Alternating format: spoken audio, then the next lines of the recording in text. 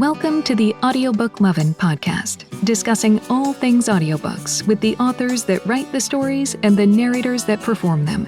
Brought to you by Viviana, Enchantress of Books. Hi, everyone, and welcome to Season 3 of the Audiobook Lovin Podcast. Today, I am chatting with narrator Teena Scott. Teena, welcome to the Audiobook Lovin Podcast. How are you doing today?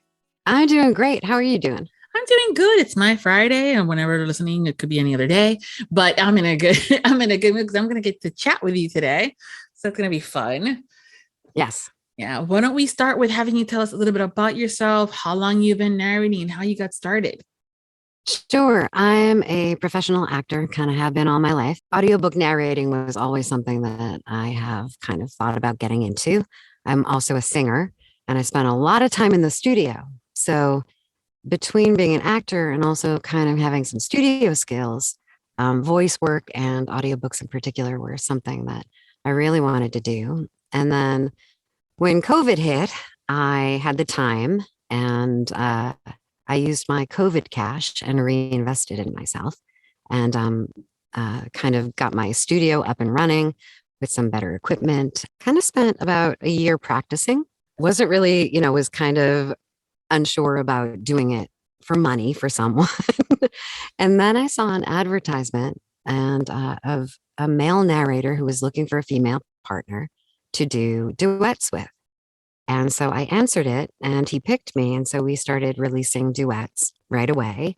And we've been doing that ever since. And so I'm still doing that with him. His name's Dom Johnson. And we've done quite a few duets together. So that's kind of how I really dove in initially to doing audiobooks. But I feel like my skill set as an actor has really all led up to doing this particular niche of the acting medium. And I really love it. And I am very happy to just do book after book after book. Yeah, no, it's trust me, the audience is devouring these. So having more of you in our earbuds is always a good thing.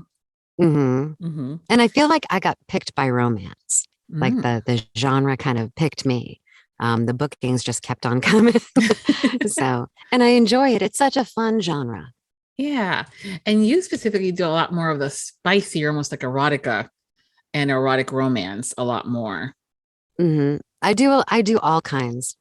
I do erotica. I just finished a dark romance, which was my first one of those. And even though it was dark and had a lot of triggers, it is one of the most beautiful pieces of writing. Like every single thing that's in it that's dark is justified.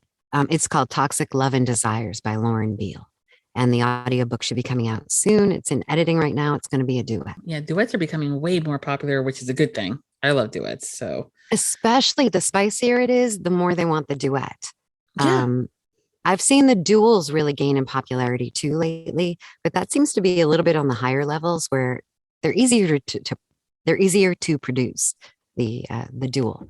So I think that's why some of the companies push for the duel, but the fans, I think, are pushing for the duets.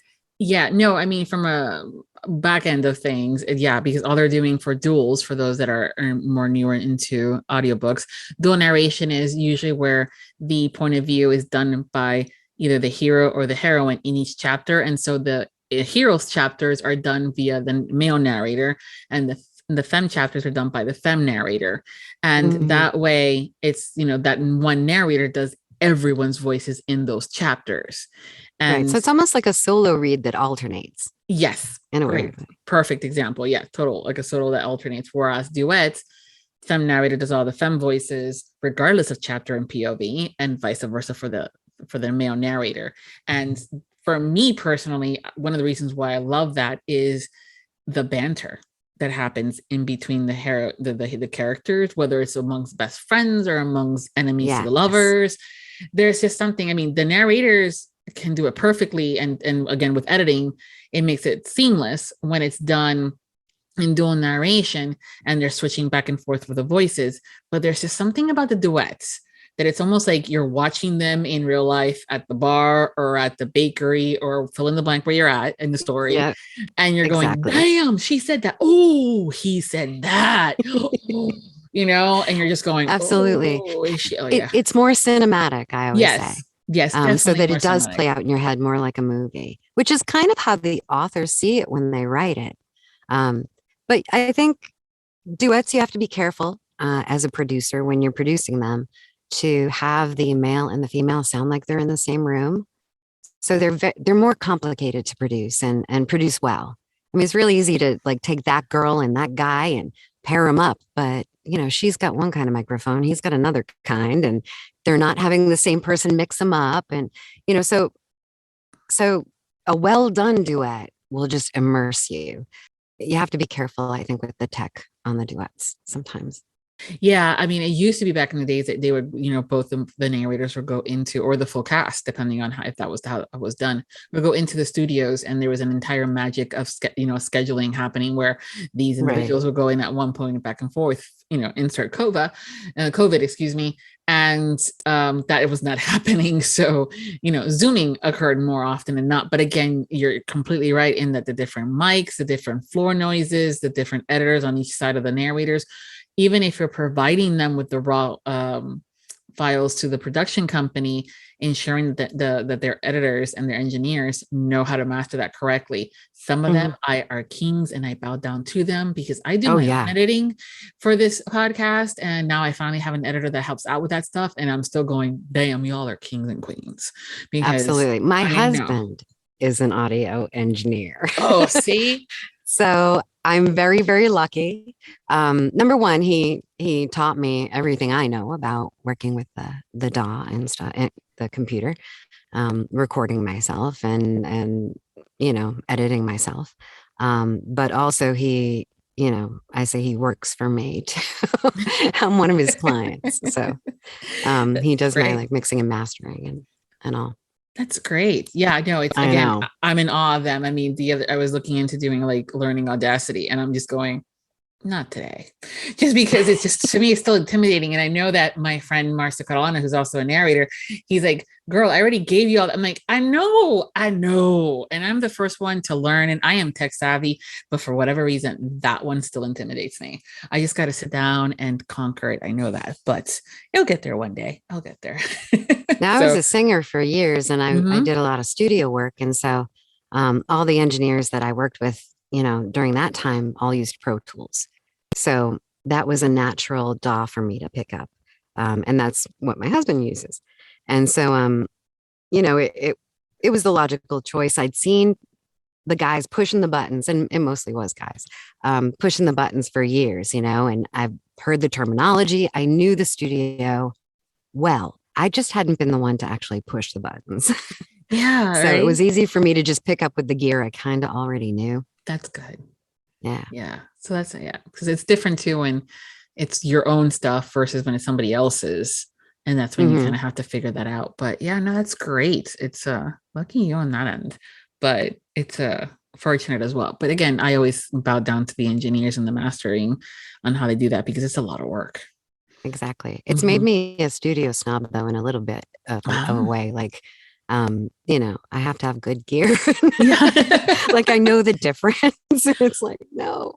Well, that's where that's why we hire the professionals. I mean, at the end of the day, and everybody has to start somewhere, and you don't need to have the most expensive equipment to start off with and things like that. But as you continue to grow and hone those skills, and you have a little bit of more of that pocket money because of the gigs you have done, you need to reinvest in yourself. So that's great. And thanks for mentioning that too, because sometimes we feel guilty about, you know, investing in ourselves, whether it's a a webinar, a coaching session, equipment. And it's just like, it needs to happen. We need to do that.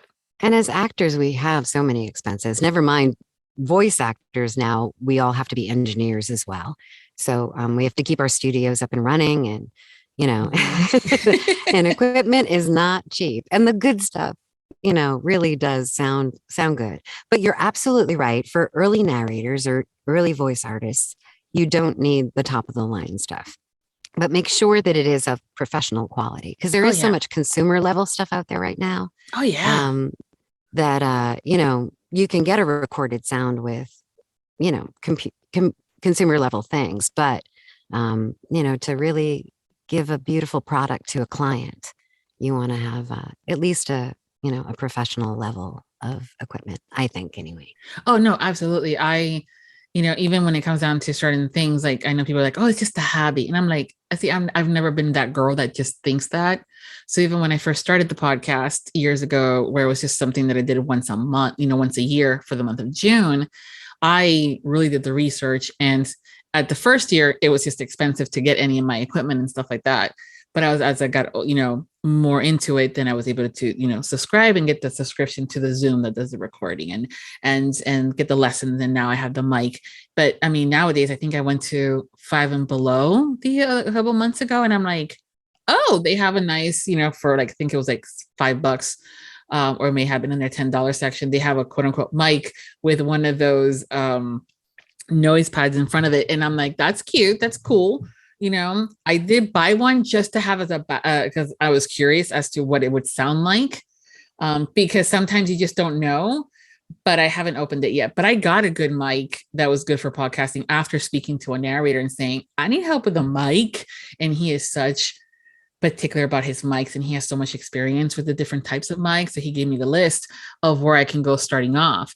In a couple more years, if and when I do more of a studio quality versus in my office where I'm currently at, I might start look into getting a better mic at that point. But I did not realize the difference in sound until a narrator friend, we were talking and doing an episode, and I go, you sound a little different. And he goes, yeah, I'm on my new mic.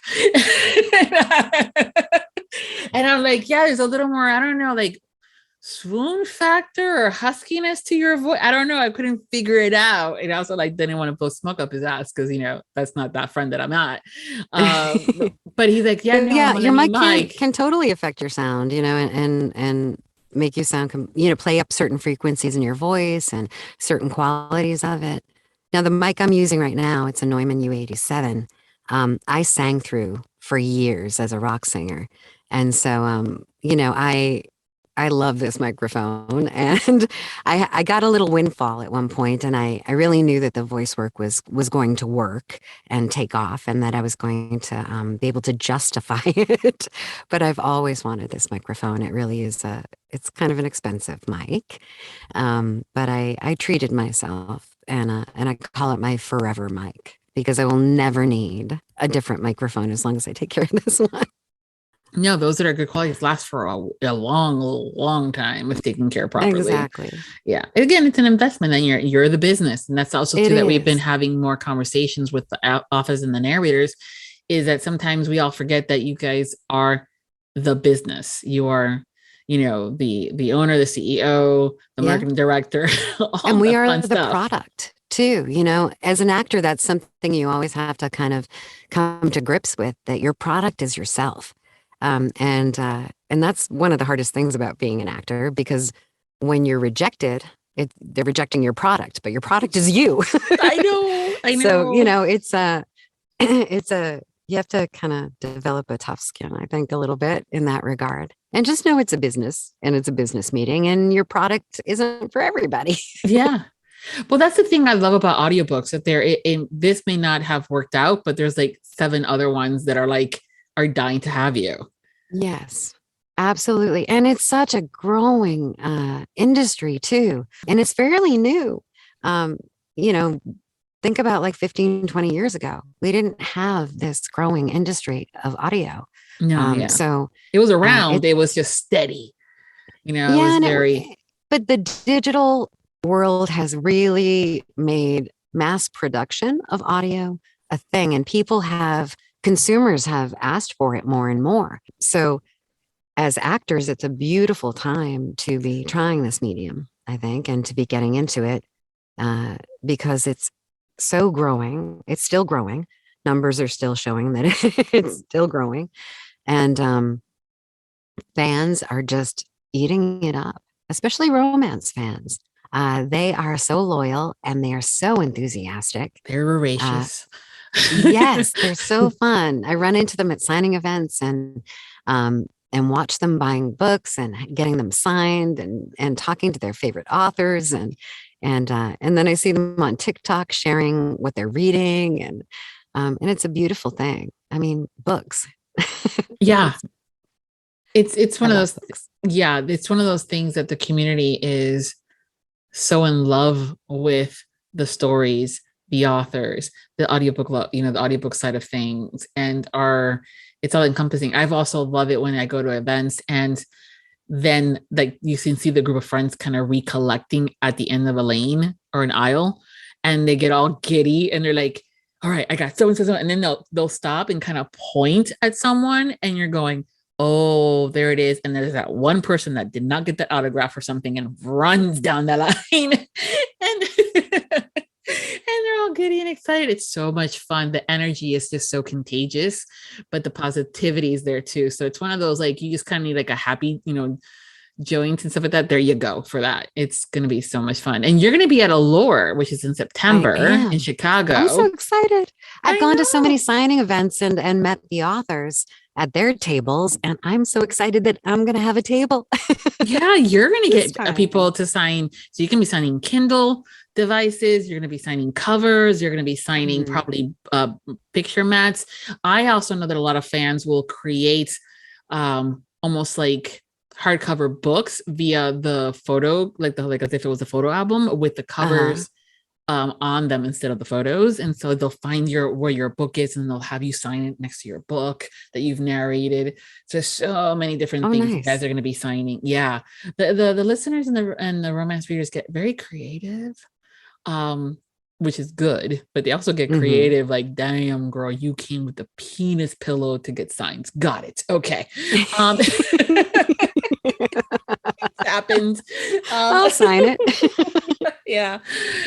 Oh goodness. It's there's been some fun stuff, and you kind of like, I always like sit and wait and see. I'm like, okay, who's gonna one up that penis pillow? And but yeah, no, I went to Romanticon last weekend in Connecticut, and that was a signing event, and my favorite was the penis shaped pops, lollipops. Oh yeah. Oh, swag up the wazoo. You will see. Oh, I got some swag coming for Allure. Oh, nice. Yeah. I have a special do not disturb sign. Ooh. So actually, you know what's really funny about Allure and being in Chicago at the Palmer House? Yeah, what's that? When I was a teenager in high school, I competed on the speech team. And one of the categories I competed in was dramatic interpretation, which you take a piece of a play and you play all the different characters, switching from one to the next. So every day after school, my coach would give me diction training, and for 4 years, like, I really drilled this whole thing. And that training in particular, all those years ago, really set me up to be a narrator. A lot of the skills are the same.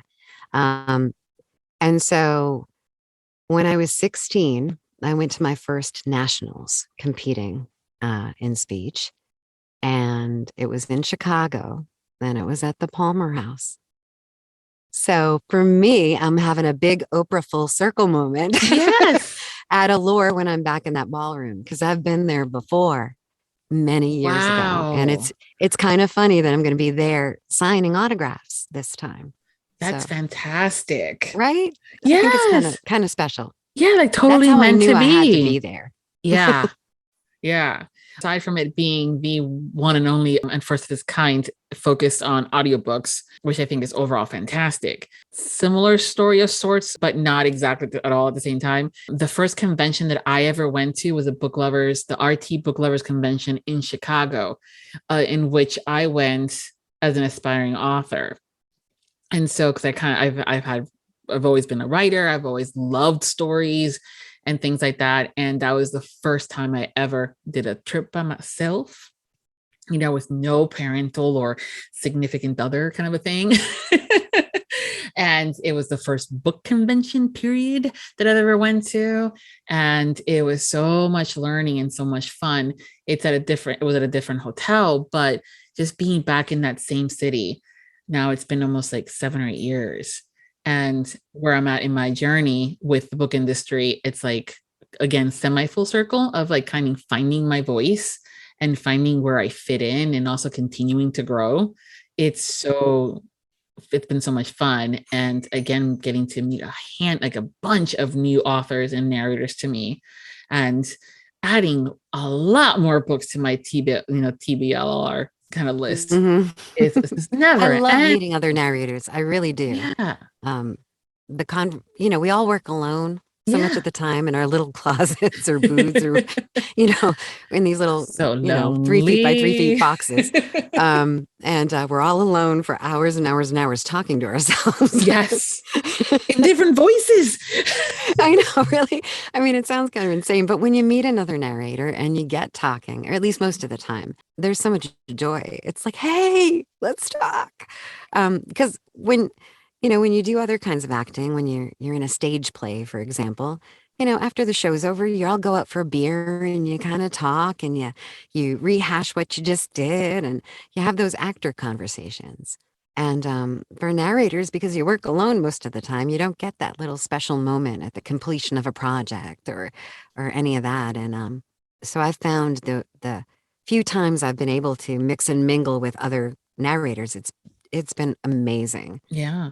And also now the bonus of also meeting some of the authors that you've been working for who knows how long in some cases, and never had a chance to meet. Yep. I've met a few at some signing events as I went along. And I love working with indie authors and doing like direct work for them. I love going through publishers and producers and stuff too.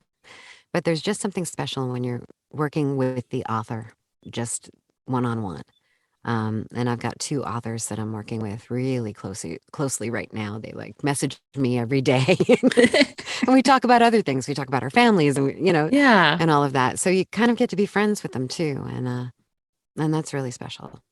Yeah. The other thing too, that having these kind of conversations and being able to go to events that have audiobooks as part of the of the event itself, or whether it's a part of the track, if it's for like the authors and the narrators, is just kind of having the authors also learn a little bit more about the industry, so they know that it's not out of their reach to have their titles in audio, or also how they can make the process a little bit more expedient, and also help the narrators out by providing them that list of, so and so as the bad guy has this accent, and so as the hero has this accent, and he speaks with the lisps, and because that I'm sure for you guys, that makes the prepping of the book a lot more smoother of having that info ahead of time. Absolutely. I send my authors a little welcome kit that asks them all kinds of questions like that, and so they fill out a little form and talk about the main characters. Minor characters, usually only have a couple lines of dialogue here and there. So I always figure if there's something wrong with them, it's easy to fix. If they really hate it. I've never had any really hate anything that came back like. But I always make sure that they approve and approve the main character voices and before we, really go into main narration. That's good too, because the other thing too is, which is important to know, that one character that you have that pops in for half a paragraph, and may have a bit of, is in a happy-go-lucky mood, so you might give them that faster tempo kind of talk speech, is actually the hero in book 4. Yes. Yeah. Or the if heroine. I'm doing multiple books, I ask for information like that too. That's one of my stock questions in my welcome kit. Like, do any of these characters appear later? I did a 6-book series at one point, and I insisted on reading all 6 of them before I started narrating number 1. And it's a great thing I did, because it was a duet with my partner. And so, you don't find out until book 2 that a character that figures really heavily in book 1 has a British accent. Oh my God. So if we had started voicing, that whole thing would have been replaced. Oh my But it's never mentioned in book 1.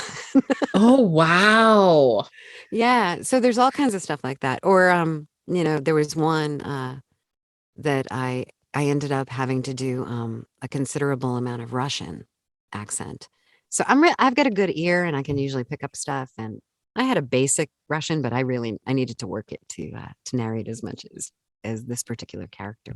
I love doing accents, but yeah, they can take you by surprise. And you always want to know that stuff ahead of time. Yeah. Well, Or even some authors, it's a location that should have an accent, but I've had authors say, no, I don't want any accents at all. I think they muddy it up.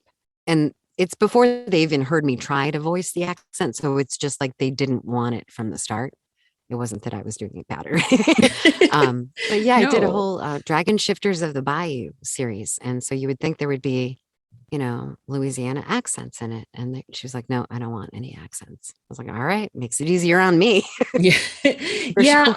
It's definitely something that a lot of authors are saying either, no, let's not do it, even if there might be from a geographical perspective, a potential accent, or they'll say, just do it enough where we can kind of tell that there's an accent and maybe it's British, kind of a thing, or it might be some bit of a Southern, but it's, you're not sure that it's going to, because, a Mississippi accent versus a Georgia accent versus a Savannah and, Virginia, those were all different accents.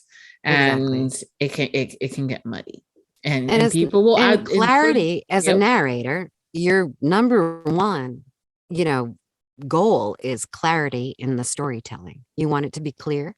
You want them to understand everything you're saying.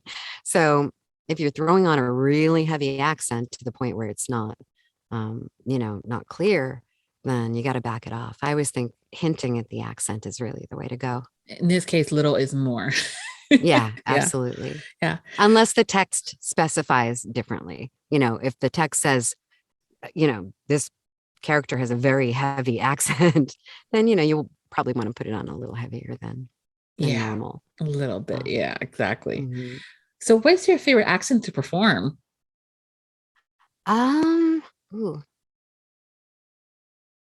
Probably like a Southern or a Texas. Those are pretty straightforward, but I do a lot of them. I've done Russian and French and German and Italian and Spanish. What else?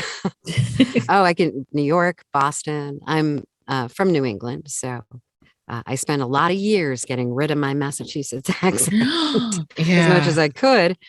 And so now it's always funny when I try to put it back on. It's like, how does this go again? Or if I spend a lot of time with my family and they have very heavy accents, I'll have to do a little diction work after, because I'll start to pick it up again.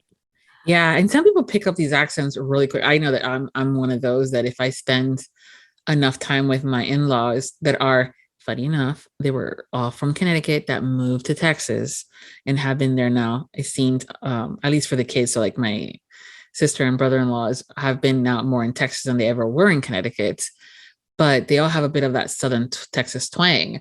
And I've always realized that when we would usually go visit them for just a couple of days on a quick weekend for this and that, but I really realized how quickly I pick up that accent when we were spending like a week and a half in Florida's Panhandle at the beach on a family vacation, and they were all doing their little Southern. I'm like, oh yeah, Viv, you gotta stop.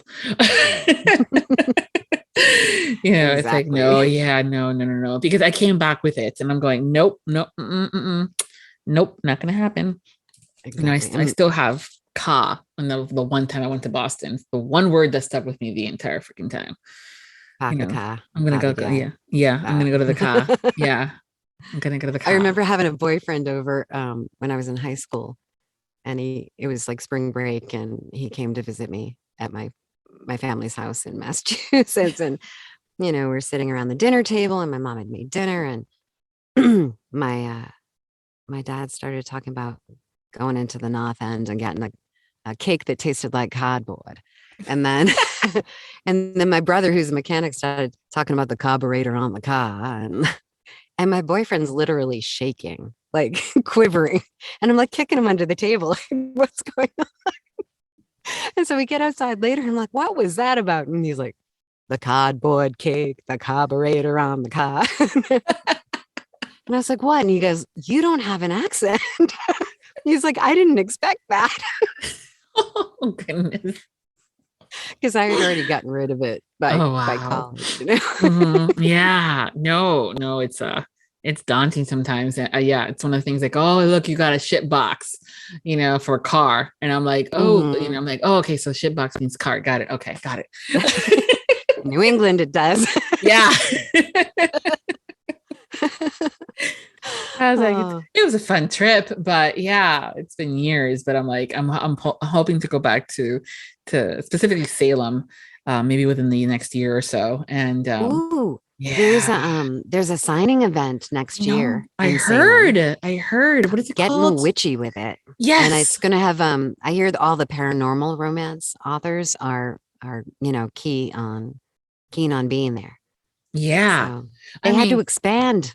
They didn't have enough space. They had to find a new venue. There were so many authors that wanted to go. Yeah, I know. And at this point, I'm sure that it'll continue to grow. So I'm sure they're going to have some form of a cutoff, and maybe start planning for the further next year, for the future as far as potential interest goes. But I mean, like, talk about location, for a PNR. Well, I mean, how perfect. Yes. That particular company that's sponsoring that, I forget their name. I'm so sorry, but they're doing several events around the country, that same company. And it seems like their events are very like location specific. For example, getting witchy with it in Salem. And then they did the one in Ohio, the locked up in the prison one. Oh. But there's like a haunted prison, like Ghost Adventures is like done episodes on it and stuff. And so they did a big paranormal signing in the prison, the old abandoned prison. And then they did like tours after midnight. Oh my goodness, I'm so there. Yeah, but they're doing so all of theirs kind of have these like special locations that make it interesting. Yeah. No, I mean, I think that's smart. I mean, one of the things that anytime that I had done conventions and stuff like that, how I would choose which ones to go to was where was it located, aside from obviously who was signing at the events, but because it's an expense, whether it's a business or a personal, it's still an expense. And to kind of justify it as you would a mic, how do you justify the travel to such a thing? Is kind of combining it a little bit with like a family vacation or traveling to a place that you've never been before, or I've only done the ones kind of within driving distance of me so far. Allure will be the first one that I travel to. Ooh. And I'm so excited. It's gonna be so much fun. Yeah, no. Have you ever been? Well, yeah, Chicago is a great city. It really is to discover and learn, and I've been through on tour a little bit too as an actor. When I was younger, I toured doing a lot of like Shakespeare and Moliere and classical work, and so I've been through Chicago a few times. I'm really excited that the hotel is like right down the street from the Art Institute. Yep, I love that museum. Yeah, it's really great. That's the other thing too. I'm trying to figure out, okay, based on the schedule and where I've been asked to do stuff and be there and work it, when can I escape to go explore the city? Exactly. Yeah, because it's always interesting for me to go back to a place I've been to before when I had such great memories of going to it the first time, and just especially now how it continues to grow, how it has changed. I remember there was a bunch of, it's very artsy, the downtown area of Chicago. So there was a bunch of arts out on the streets and different, pathways and alleys and little plazas where you can, it's almost like they purposely made a plaza in between a bunch of skyscrapers of sorts to be able to just kind of hang out maybe during your lunchtime, but also look at art. And it was just fantastic. So I'm kind of wanting to go back and see what that looks like. Yeah, and things like that. I know the Marilyn Monroe statue was there that one time. Yeah, I haven't been to Chicago in a lot of years. Yeah, so it'll be fun. Yeah, I'm looking forward to it. Now I want to also look up the whole long time, so it'll be fun. Yeah, for sure. Now I have to also look up that witchy, getting witchy with it. The title alone. I know, right? And then bonus location just kind of makes me go. I want to say it's September, a year from September. I think is the date. I could be wrong on that, but I know it's 2023. Yeah. Again, these things take time to plan and create and book the room. So even though Allure is happening this year, they've been working on it for almost 2.5 years, I think. And kind of making sure the venue's available, the room blocks, now they finally finalized who are going to be entertaining at the lovely parties that we're having at the Fire and Ice Gala and the Prohibition. That's my biggest angst. I'll share with you. The dress. What am I going to wear?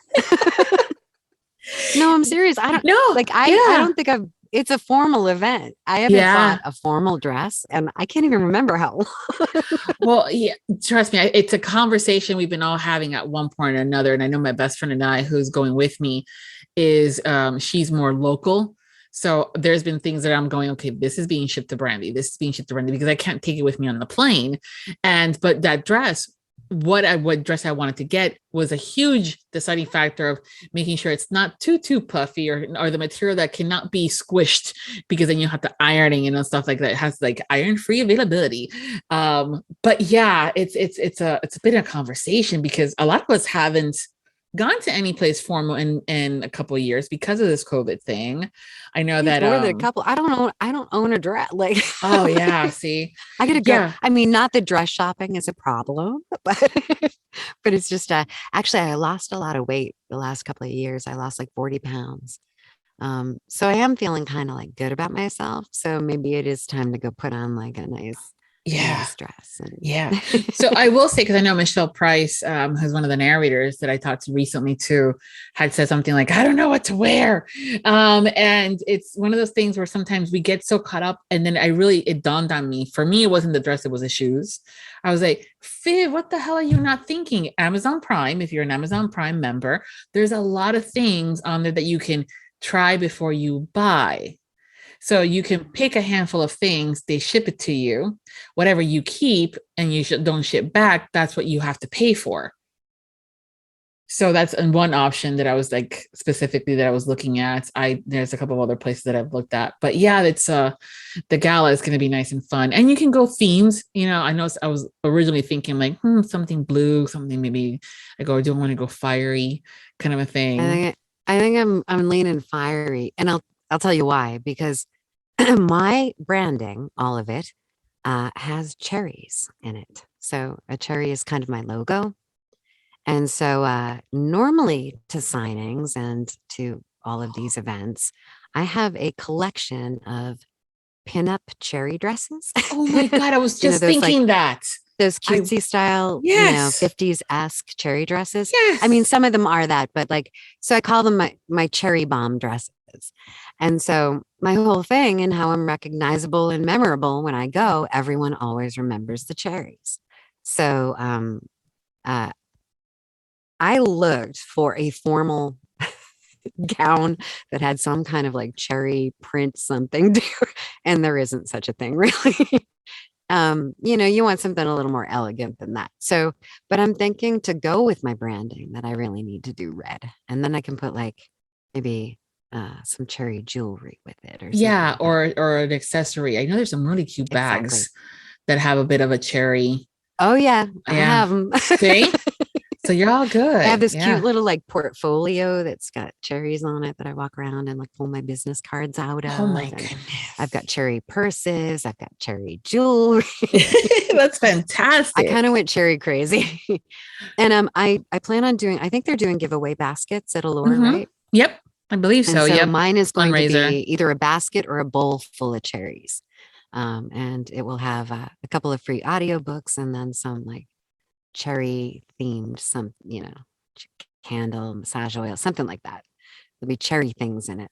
It's fantastic. Yeah, there's a lot to look forward to. And those are some of those things too, that aside for obviously the gala and also the Prohibition, which is hilarious because they're like, and the bar. And I'm like, so you're not real. Okay. Lovely 1920s themed, which I love. Got my dress for that already done. Is everybody going themed for that? For the Prohibition thing? Are we going 20s-ish, or is that a thing? I think some people have been thinking about doing Prohibition from a 20s perspective, but maybe not 1000% into it. I know that it's been, again, something we've been talking about in the groups for the attendees and the authors and the narrators. Some are going all out with, the flapper dresses and the flapping accessories. Others are kind of going with more of maybe slacks and a nice t-shirt that maybe has some sparkle to it, things like that. But yeah, it's all about really ensuring that you're comfy because it's going to be a long day. It is. Yeah. And a long on your weekend. feet a lot. Yes. There's so many different events too. Yeah. Like over multiple days. It's going to be great. Yeah. Not only the I'm events getting for there on fun. Thursday. Oh, good. Yeah. I think me too. I'm getting in on Thursday, but there's also a lot of stuff for the authors and the narrators. You know, there's a marketing panel, which I'm part of, and the Arnt's doing the narrator courses and stuff like that for that. And there's a couple of other panels that are going on that off the top of my head, I can't remember right now, but it's all on the website. So if you're curious, go there. And it's just a lot of fun. And then from the attendees perspective, you know, hanging out at the hotel's bar, you'll find a lot of authors and narrators hanging out there, and also your friends are going to be hanging out there, so lots of opportunities to just connect and share, and it's a lot of your feet, so make sure you bring comfy shoes. Exactly. And if you're a reader and you're going to be buying a lot of books, bring something to wheel them around in. Yeah and I think that's one of the main best things about staying at the hotel itself of the events, is that you at least have a little bit of an easier time going up and down to drop off your stash, if as you go with it. But yeah, there's gonna always bringing something that I think I would have to double check. I don't think that they've said no to anything in like wheels or carts, but I know sometimes there will be restrictions. So if it hasn't been talked about yet, I'll get with the organizers and say, hey, we got to bring up the whole cart thing, because that's always a conversation that happens about a month or two before an event. It's like, can I bring a cart? Because that got a lot of books to get signed and things like that. So, but I know sometimes there's limitations on signing based on the hotel and the, all this safety stuff that we have to worry about. It's amazing watching some of the fans post pictures of their hauls. Oh my God. These events on social media. Yes. Like 40, 50 books. Yeah. They're so supportive. It's a wonderful thing to see. And now I think a lot of them are getting excited about like things like the swag and the ribbons that they're going to wear, or if the authors and narrators are doing pins or kind of a thing. So it's all this fun stuff. They get so excited. I love that energy that they have. So I have a friend who's an influencer, mega fan, and she collects every piece of swag from every single table at every single event she goes to. And she goes to like a lot of them.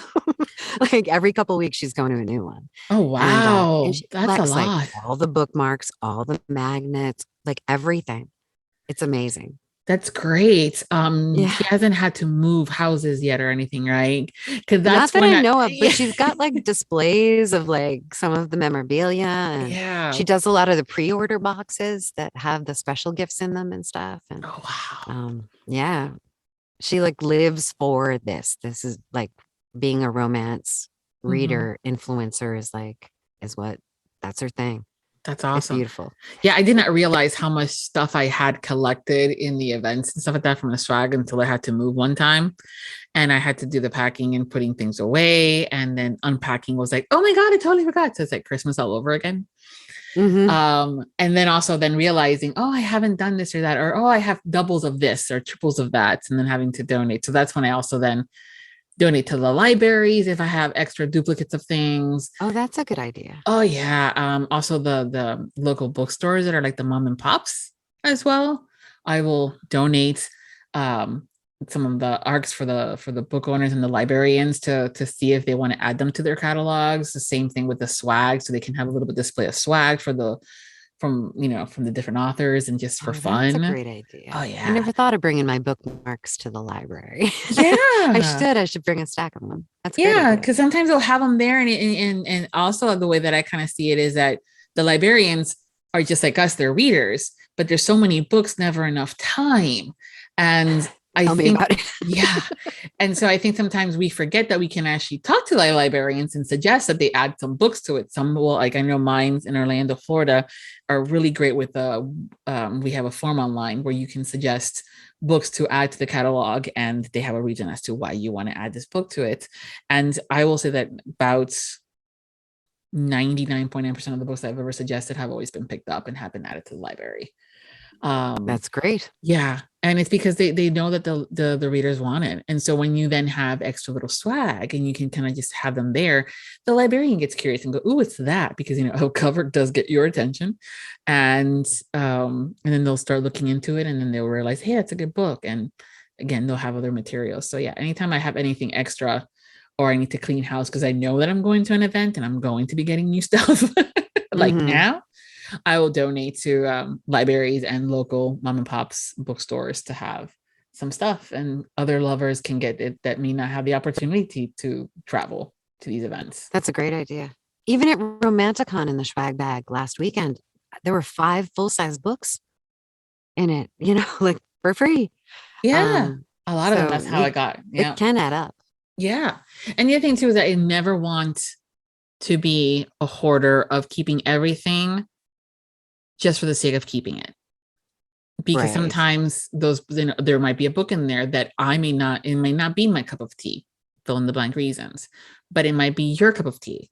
And so why am I going to keep it just to say, I have so-and-so's book, I have so-and-so's book, or swag or whatever. And so that's where I'll do a giveaway, or I'll donate them to the library. I'll, donate them to the bookstores and things like that, or even do it among my friends saying, hey, I have an extra copy of this. Who wants it? DM me your address, and first come, first serve, done.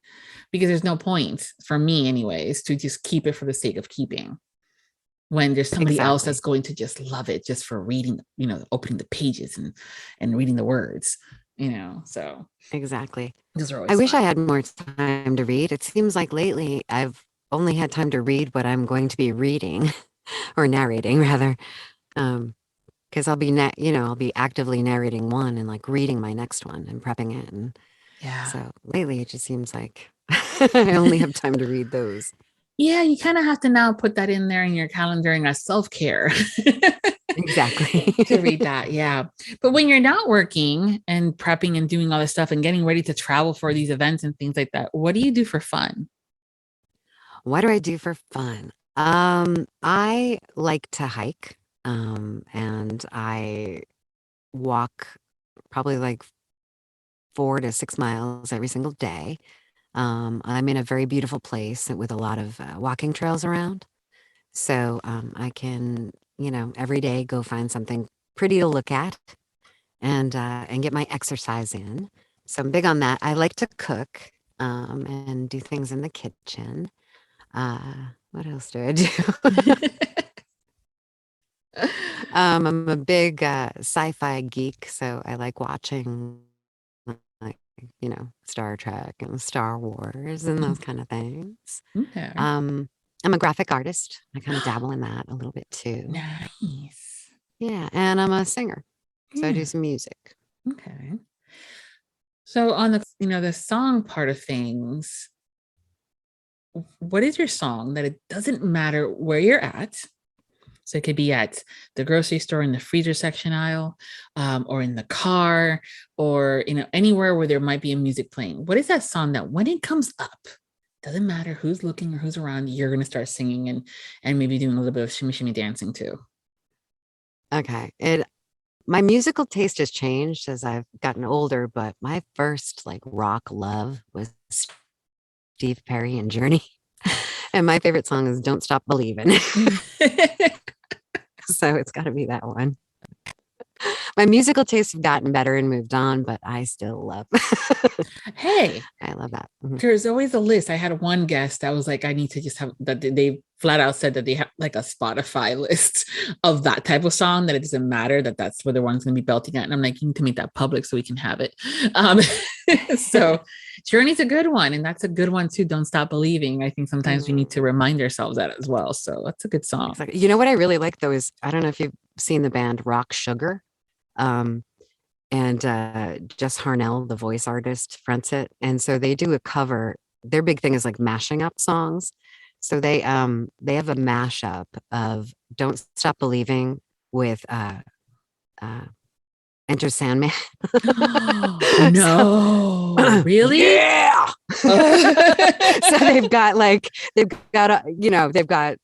and he does a great Steve Perry. Oh my God. So look it up on YouTube. Rock Sugar, Don't Stop the Sandman.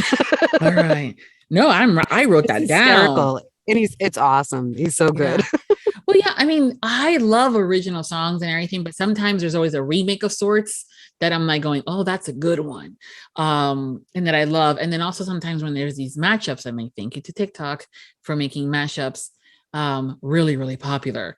But I had my 19-year-old bust into my office saying, what is that?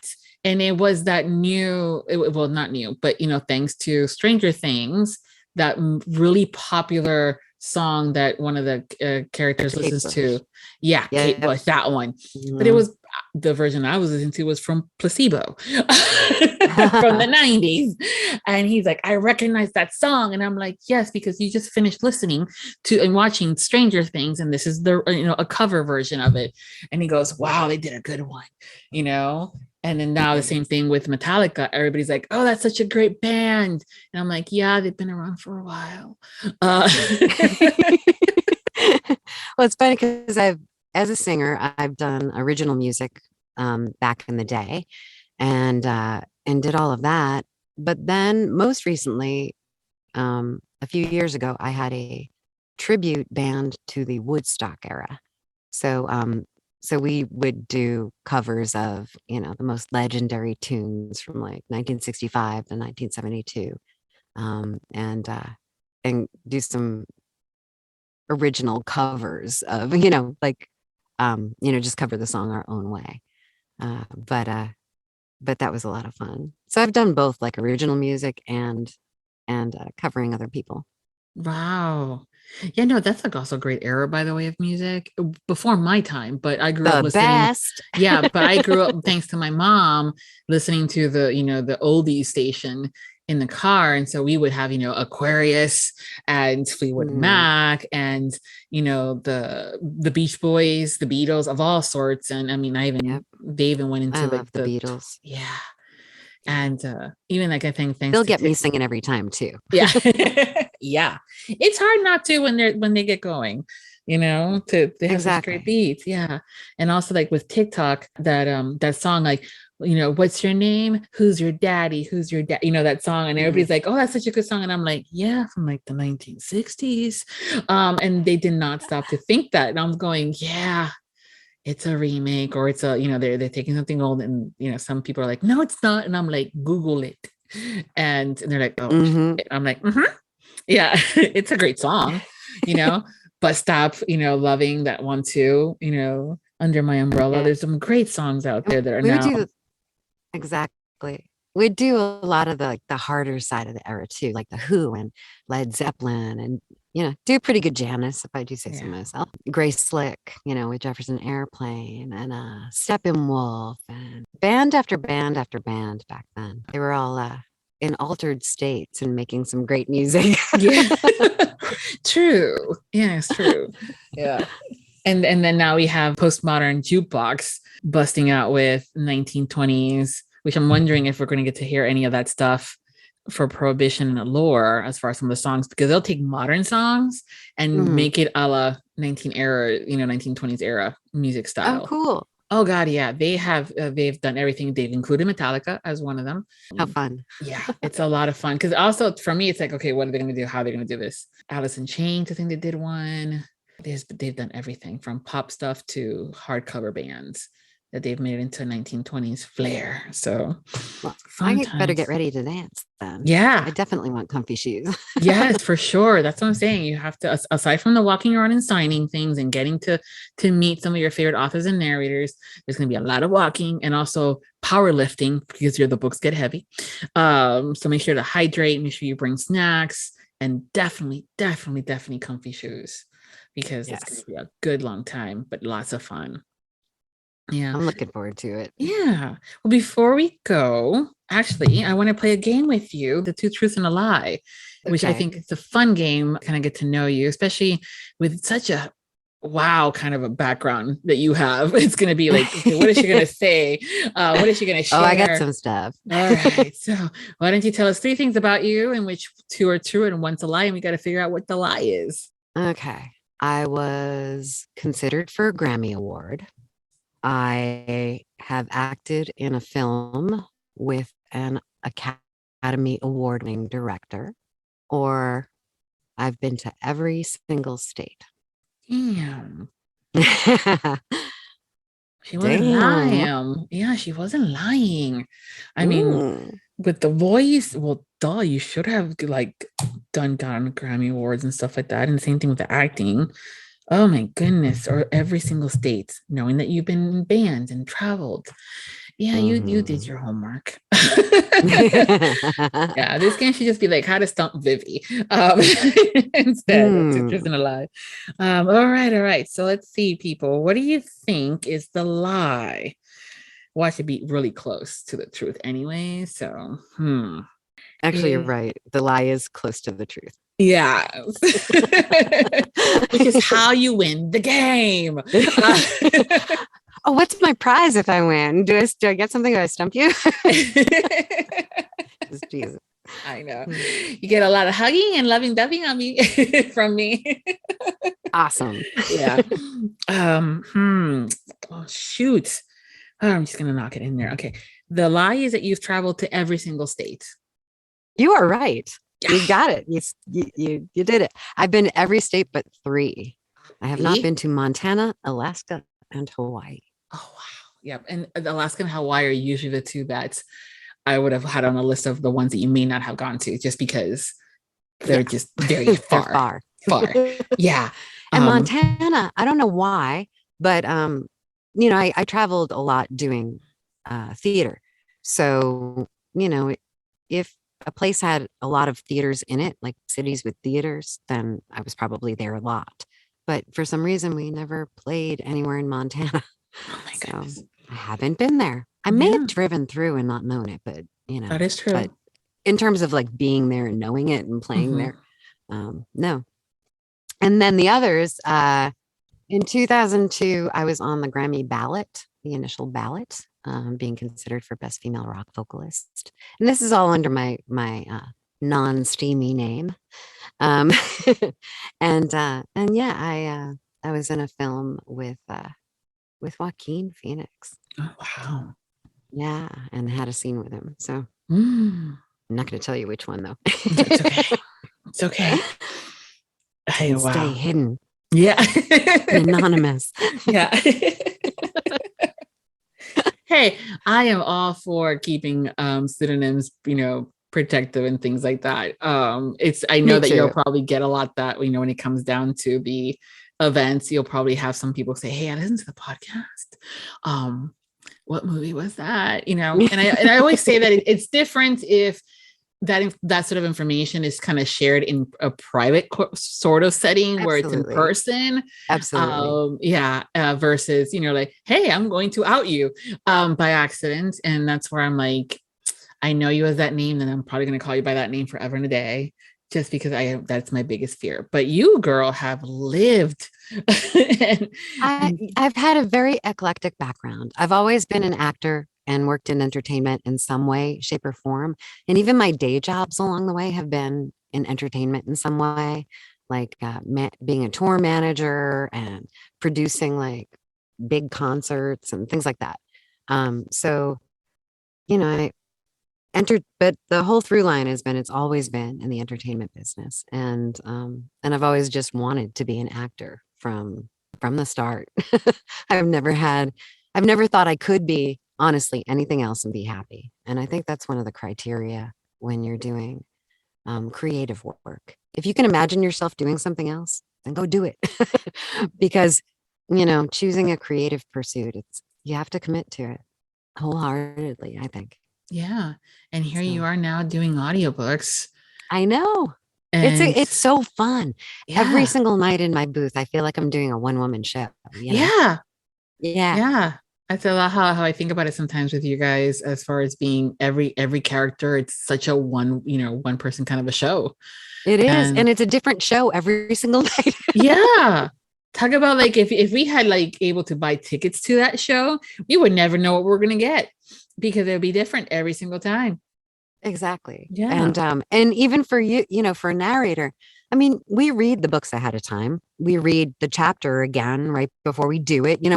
We're familiar with the material, but there's so much that you can't have it memorized or anything. So it's in a lot of ways, kind of a cold acting reading too. So, we're often in a weird way surprised by our own performance as we're doing it.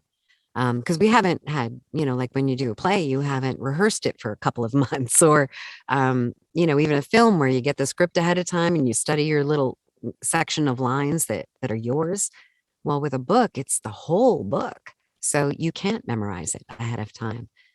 So I think we even surprise ourselves with sometimes what comes out of our mouths. Well, yeah. And I would also think that it's one thing to read it, but then it's another thing to say it out loud. But then it's another thing to then perform it. And that's, I also think, sometimes where the surprises come in, because you're going, oh, yeah, I went there. Exactly. And saying it out loud, like you're saying it out loud for the first time, like you're telling someone the story as opposed to reading the story. And that's the difference between a narrator and someone reading a book out loud, is that, it's not just talking into a microphone. It's not just reading the book. It's telling the story and everything that's involved in making that a clear communication of the material too. So, yeah. It's something that I think we all, that's why we're going to Allure. It's why we listen to the audiobooks. It's why the audiobook industry continues to move in the up directory of up and more up in the right direction, I think. So it's because of how, obviously, first and foremost, the author has written a really great story. Then now the narrators have taken and added a little bit of that oomph of themselves to it with the performance. And so exactly. And we bring it to life. One of the highest compliments I can get in a review is that I elevated the material or that I brought the story to life. It's like, yes, that's what I'm going for. I don't want someone falling asleep to my read. I unless you're working for the Sleepy app, that's a different conversation. Well, that too. But if it's a captivating story, I want them captivated. I want them to immerse themselves in it and lose themselves in it, rather than just like listen to someone reading it or listening to me read it. I would rather tell them the story. Yeah. So before we go, can you tell us what you're currently working on and what's coming up next for you that you can share? Sure. I just finished narrating Toxic Love and Desires by Lauren Beale. And like I said earlier, that's a duet with my partner, Dom Johnson. And that's in editing right now. So that'll be out before we know it. And then I'm currently narrating Song of Death by C.A. Varian. And I just did another book for her too that came out not long ago called Crown of the Phoenix. And she writes fantasy. And Song of Death is about mermaids. And they are a little bit different mermaids than we might be used to. They're more like in ancient Greek mythology, like the idea of the siren luring the ships to their deaths. So yeah, it's a great book. It's a lot of fun. And I am actually like 10 followers away from crossing that 1,000 follower line on TikTok. Oh, I've only been on TikTok for a couple of weeks.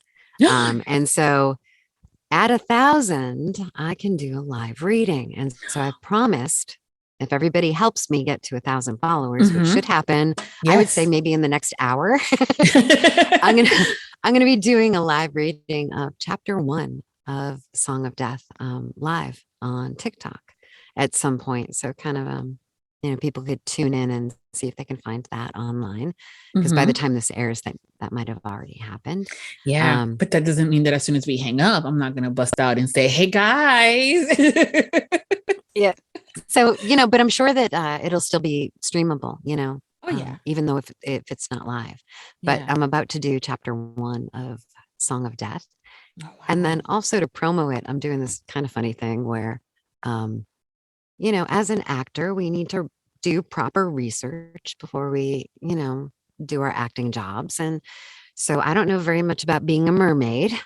So I'm going on a mermaid hunt. And I'm going to look for mermaids to interview on TikTok. Oh, wow. So There's a lot of I have a them. few friends lined up with mermaid tales, and they play Disney princesses. So I have a few of my friends lined up to do some TikTok mermaid stuff with me. Oh my goodness. There are some fantastic mermaids on TikTok. And I'm a Pisces and I love the water. And I've always kind of wanted to be a mermaid. And the fact that now there is these gorgeous, I mean, they're gorgeous tales. But I see them video wise and I'm going, you're down deep there, girl. And they're just swimming away. And I'm going, I'm not seeing any artificial breathing apparatuses that's going to help you with that. And they're phenomenal. But yeah, and or the photography sometimes they take with their tails. I'm like, oh my God, that's so gorgeous. So yeah, so I'm curious to see what you're gonna be sharing. That's fun. I know. We're gonna go down to the beach because I'm not far from the water here. And so we're gonna go down and do some stuff. I may do some stuff without them ahead of time, like interviewing a man on the street. Excuse me, sir, have you seen a mermaid? Excuse me, Mr. Seagull, have you seen a mermaid? And look for the mermaids and then, for a few days and then end up finding them. Yeah. Checking out the lifeguard. Checking out the lifeguard thing. So. Ooh, that's a good idea. Yeah. Can you direct me where all the lifeguard abs? Yeah. Can you direct me where all the, the mermaids hang out with, please, sir? Thank you. Mm-hmm. Yeah. Have you ever had to rescue toddler one? Building a sandcastle? Have you seen any mermaids? Oh my God, that's hilarious. Yeah. That's so true. Yeah. So I haven't started doing that yet, but I'm it's in the works and the tales are on order. Oh my goodness. No, fantastic. I mean, see, girl, I mean, I kind of wish that you would, be more traveling because you can come down here to Florida because we've got some beaches. And I got beaches. I'm on Cape Cod. Yeah, so you have beaches too. Yeah, for sure. But we also have Wiki Washi Spring down here, where we have the mermaid shows and everything, and the clear bottom, the clear bottom boats, where we get to see like the manatees and other sea creatures and river creatures. But sometimes we get to see the mermaids, so it's fun. Yeah. And I was just thinking that would be a really funny interview. Go to there and interview their mermaids. Yeah. See, there's a difference between the upper east mermaid and the southern ones. Yeah, that'll be also kind of fun. Exactly. Yeah. Totally. Oh, that would be interesting. And I found a mermaid found me on TikTok when I announced that I was going to be going on a mermaid hunt. And so she said, "I am a mermaid. You can talk to me." Great. That's awesome. Yeah, I'm looking forward to that. Plus, also, I mean, the title itself, "Song of Death," is so good. And so her song as a mermaid lures the sailors and the ships to their deaths. She has a debt to the sea goddess. She was human once. And because she asked the sea goddess for a favor, she now is cursed by the sea goddess. And she has to claim 5,000 souls before the curse is lifted. So you get cursed to be a mermaid. Oh, wow. That's an interesting spin. It's a really good book. It's a great story. This particular author, C.A. Varian, is so entertaining. Her fantasies are so fun. I really enjoy reading them. I like fantasy. Me too. PNR is one of my favorites, and fantasy kind of falls within some of that realm, depending on how over the top, a world building it can get. And exactly. Yeah, those are always fun too. So I'm all for that. Yeah, I've done a lot of paranormal too. A lot of shifters. Yeah. Wow. You have a lot of goodies coming our way. So that's good. Fantastic. Well, thank you again for taking the time to chat with me. It's been so much fun getting to know you. Thanks for having me. This is great. Yeah. And I'm looking so forward to meeting you in Allure and getting, to give you a hug and stuff. We're doing the hugging thing, hopefully between now and then. We still are. I hope so too. Yeah. So thank you again. We'll be including all of the Teena's social media links in the post over at Viviana Enchantress of Books. So you guys can follow her. I will be, and once I hang up with you, getting online and saying, my God, you guys got it, because you're awesome. And thank you. Yeah. And my God, your voice is so melodic and like a siren almost. I love how you have that tone in your voice. Thanks. Someone the other day said I sound like melting chocolate. Yes, there's something to yes. There's a sultriness to it, that there's a sweetness to it. Like you can basically lure us probably to our death with your voice, kind of a thing.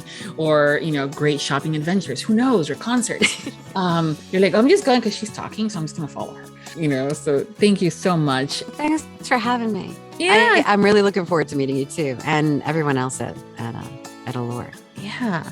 So everyone, again, those links will be on the post over at Viviana Enchantress of Books. And until next time, happy listenings. Thank you to all of our Audiobook Lovin Podcast Patreon. Special thanks to Nixley Zenner, Carol Liebner, Brittany Robinette Leiter, Michelle Bastard, Brandy Schmidt, April Branson. The Audiobook Lovin Podcast has special Patreon access levels.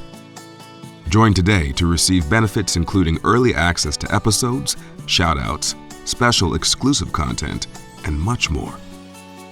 Support the podcast by becoming a Patreon at www.patreon.com/audiobooklovin. We thank you for your support. Thank you for joining us on the Audiobook Lovin Podcast, hosted by Viviana, Enchantress of Books. For links and more information discussed in today's episode, previous podcasts, or the Audiobook Lovin Series, please visit our website, vivianaenchantressofbooks.com. If you enjoyed today's episode, please leave a positive review wherever you listen to our podcast. Until next time, happy listening.